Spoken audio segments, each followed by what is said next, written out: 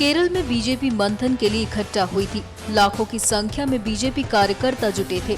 मोदी जब मंच पर आए और माइक को थामा तो सबसे पहले बीजेपी के कार्यकर्ताओं को धन्यवाद दिया। सत्ता की राजनीति की गलियारे में आने से पहले अनेक वर्षों तक संगठन का कार्य करने का मुझे सौभाग्य मिला और मैं हमेशा कहता भी था, अनुभव करता था कि हमारे पार्टी के जितने महानुभाव हैं उनकी चिंतन धारा हमारी वैचारिक धरोहर तैयार करती है, लेकिन साथ साथ केरल के भारतीय जनसंघ के और केरल के भारतीय जनता पार्टी के सैकड़ों कार्यकर्ताओं ने गत दशकों में जो बलिदान दिए हैं, हजारों कार्यकर्ताओं ने जो यातनाएं झेली हैं, लाखों कार्यकर्ताओं ने सामने कुछ नजर नहीं आता था, सत्ता दूर दूर तक दिखती नहीं थी। आज भी केरल के कार्यकर्ताओं को सत्ता का सौभाग्य नहीं मिला, उसके बावजूद भी वे डटे रहे, वे जूझते रहे, विचार के लिए बलिदान होते रहे। ऐसे केरल के कार्यकर्ता सदा सर्वदा हिंदुस्तान के लाखों कार्यकर्ताओं की प्रेरणा रहे हैं। नरेंद्र मोदी ने इस मौके पर कहा कि किसी ने सोचा भी नहीं होगा कि जनसंघ 50 साल के बाद भारत की सबसे बड़ी पार्टी बन जाएगी। आज से 50 साल पहले पंडित दीनदयाल उपाध्याय जी का अध्यक्ष के नाते दायित्व यहां तय हुआ था, उन्होंने कार्यभार संभाला था। 50 साल पहले के अखबार निकाल करके देखिए, मैं नहीं जानता हूं अखबार के किसी कोने में भारतीय जनसंघ के उस कार्यक्रम की कोई खबर छपी होगी कि नहीं छपी होगी। भारतीय जनसंघ के किसी नेता की तस्वीर छपी होगी या नहीं छपी होगी। भारतीय जनसंघ क्या है, केरल में क्यों आए हैं, क्या कर रहे हैं, मुझे नहीं लगता है कि 50 साल पहले कोई व्यापक चर्चा हुई होगी। उस समय के पॉलिटिकल पंडितों को आज आश्चर्य होता होगा कि 125 करोड़ का देश, इतना बड़ा लोकतंत्र, इतनी विविधताओं से भरा हुआ लोकतंत्र, इतनी भाषाएं, इतनी परंपराएं, इतने संप्रदाय, और 50 साल के भीतर भीतर ये दल हिंदुस्तान की नंबर 1 पार्टी बन गया। भारत में पूर्ण बहुमत के साथ देश की जनता ने उसको सेवा करने का मौका दे दिया। नरेंद्र मोदी ने कहा कि 125 करोड़ देशवासियों का मनोबल उनके साथ है, जो उनकी ताकत है। मेरे प्यारे देशवासियों, हमारे सेना के जवान, हमारे सुरक्षा बलों के जवान, चाहे बीएसएफ हो, चाहे सीआरपीएफ हो, चाहे जम्मू कश्मीर की पुलिस हो, चाहे नॉर्थ ईस्ट की पुलिस हो, जितने भी हमारे सुरक्षा बल के जवान हैं, वो इस लड़ाई को जीतते चले गए हैं। इसका कारण सिर्फ शस्त्र नहीं होते हैं। जवानों के लिए शस्त्र तो एक खिलौना होता है, लेकिन जवानों की शक्ति देश का मनोबल होता है। आज हिंदुस्तान का मनोबल सबसे ऊंचा है, सबसे बुलंद हौसला है, और देश के लिए, देश के जवानों के लिए भारत के 125 करोड़ देशवासियों का ये मनोबल, यही हमारी ताकत है और यही हमारे सैन्य का सामर्थ्य है। नरेंद्र मोदी ने इस मौके पर देशवासियों को ये भी बताया कि भारत में क्या है और क्या नहीं है, भारत किससे आजाद हुआ है और किससे आजादी चाहता है। 21वीं सदी में हमारा संकल्प बने कि हिंदुस्तान एक ऐसा देश हो जो गरीबी से मुक्त हो, समृद्धि से युक्त हो। 21ാം നൂറ്റാണ്ടിൽ ഈ നാട് ദാരിദ്ര്യത്തിൽ നിന്ന് മുക്തമായിട്ടുള്ള സമൃദ്ധമായിട്ടുള്ള ഒരു രാജ്യമായിട്ട് മാറട്ടെ, ഇതാണ് നമ്മുടെ ലക്ഷ്യം. भारत ऐसा देश हो जो भेदभाव से मुक्त हो, समानता से युक्त हो। ഈ ഭാരതം ഉച്ചനീചത്വങ്ങളാൽ അതിൽ നിന്ന് മുക്തമായിട്ടുള്ള സമത്വത്തിന്റെ നാടായിട്ട് മാറട്ടെ. भारत ऐसा देश हो जो अन्याय से मुक्त हो, न्याय से युक्त हो। ഈ നാട് അനീതിയിൽ നിന്ന് വിമുക്തമായിട്ടുള്ള നീതിയുടെ പ്രദേശമായിട്ട് മാറട്ടെ. भारत ऐसा देश हो गंदगी से मुक्त हो, स्वच्छता से युक्त हो।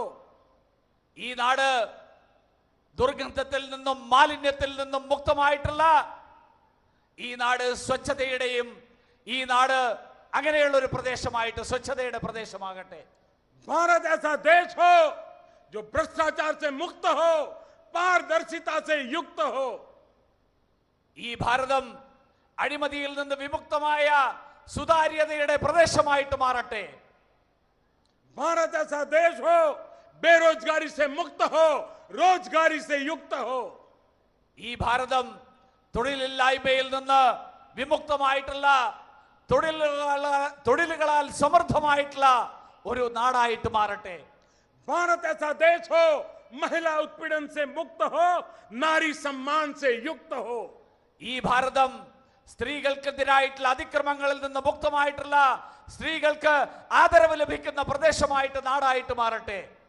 भारत ऐसा देश हो जो निराशा से मुक्त हो, आशा से युक्त हो। बीजेपी कार्यकर्ताओं के सामने प्रधानमंत्री नरेंद्र मोदी थे। कोझिकोड में बीजेपी कार्यकर्ताओं का और आम जनता का अपार जन सैलाब था। उरी हमले के बाद देश में लगातार पाकिस्तान के खिलाफ लोगों में गुस्सा है और इस मंच से देश की जनता मोदी से उम्मीद कर रही थी कि वो पाकिस्तान के खिलाफ बोलेंगे, और मोदी ने भी निराश नहीं किया और केरला से पाकिस्तान को उसकी औकात बताई। पाकिस्तान की अवाम अपने हुक्मरानों को जरा पूछे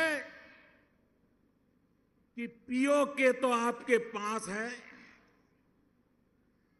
आप उसको भी संभाल नहीं पाते। कभी पश्चिम बंगाल, पूर्वी पाकिस्तान जो आज का बांग्लादेश, वो भी आपके पास था, उसको भी संभाल नहीं पाए। आप सिंध को संभाल नहीं पा रहे हो, आप गिलगिट को नहीं संभाल पा रहे हो, आप पख्तूनिस को नहीं संभाल नहीं पा रहे हो, आप बलूचिस्तान को नहीं संभाल पा रहे हो। ये तो आपके पास है, आपका शासन है, आप इसको भी नहीं संभाल पाए हो।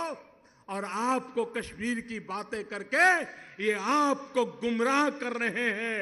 आप पाकिस्तान की आवाम अपने नेताओं को जरा पूछे कि जो घर में है उनको तो ढंग से संभाल करके दिखाओ। हिंदुस्तान दुनिया में सॉफ्टवेयर एक्सपोर्ट करता है और आपके हुक्मरान टेररिस्टों को एक्सपोर्ट करते हैं। क्या कारण है? पाकिस्तानी जनता तक हिंदुस्तान से लड़ने की बातें करते हैं। आज दिल्ली में ऐसी सरकार बैठी है, मैं आपकी इस चुनौती को स्वीकार करने के लिए तैयार हूं।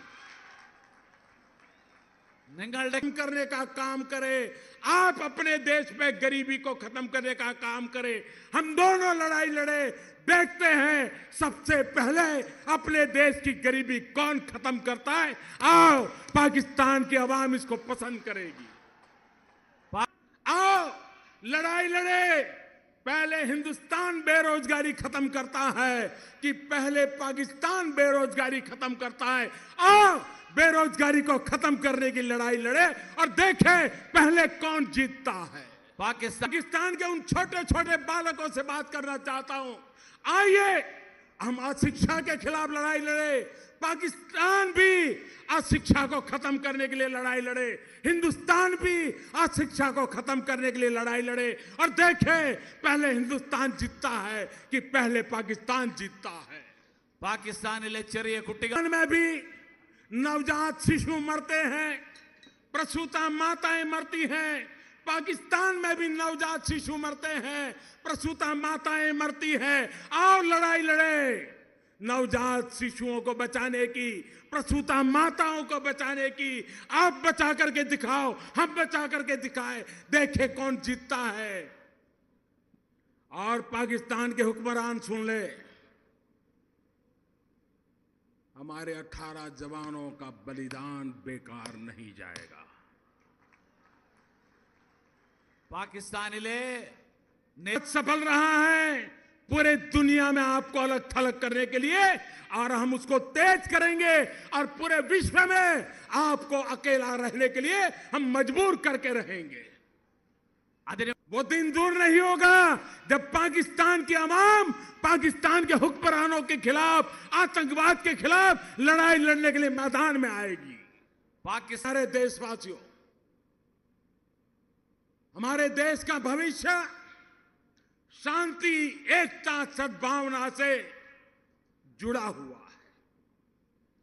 देश का जवान तब जीतता है जब हम कंधे से कंधे मिलाकर के खड़े रहते हैं, एक स्वर से बोलते हैं, एक ही संकल्प को लेकर के चलते हैं। आज 125 करोड़ देशवासी उस देशभक्ति के ज्वार से भरे हुए हैं। आज 125 करोड़ देशवासी भारत की आन बान शान के लिए हर कीमत देने के लिए तैयार बैठे हैं।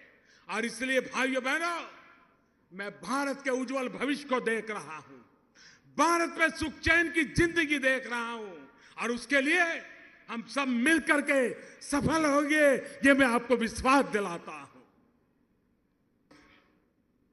पंडित दीनदयाल उपाध्याय जन्म शताब्दी वर्ष को हमने गरीब कल्याण वर्ष के रूप में मनाना तय किया है।